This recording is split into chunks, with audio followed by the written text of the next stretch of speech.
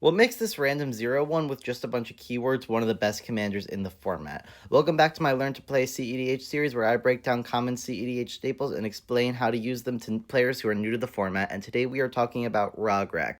Now, at first glance, Rograk doesn't seem to do much of anything, and you'd be correct, but what he does do is a free thing in the command zone that is your commander, a legendary creature, and it's got partner, so you could pair it with any other two-color commander you want and do whatever you want with that.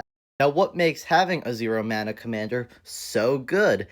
Why do I always want to have access to a commander or just creature in general if that creature does nothing? For starters, there's cards like Fierce Guardian and Deflecting Swat that will always be online if you have your commander, which you could get out super easily because he's free. In addition to that, this turns Mox Amber into just straight up being Mox Ruby, and hey, Mox Ruby is a pretty decent card, I'd say.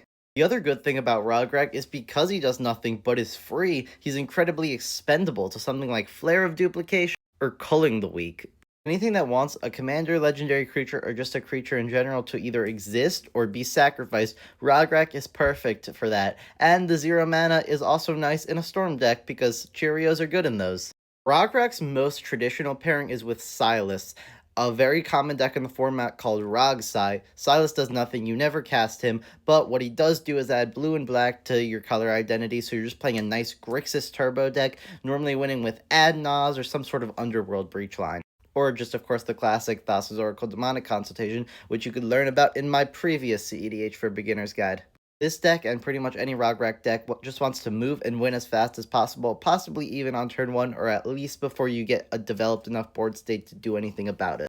I've also been seeing a lot of Rog Thrash show up recently, which is similar to Rog Sai. It's still very turbo, wants to win very quickly.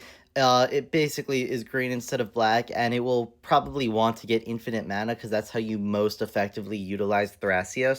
Overall, Rograk just provides a ton of value in addition to being in any 2 or 3 color deck you want with partner. You really can't go wrong with it. But let me know your thoughts in the comments and what cards you want to see me cover next, and don't forget to follow for more.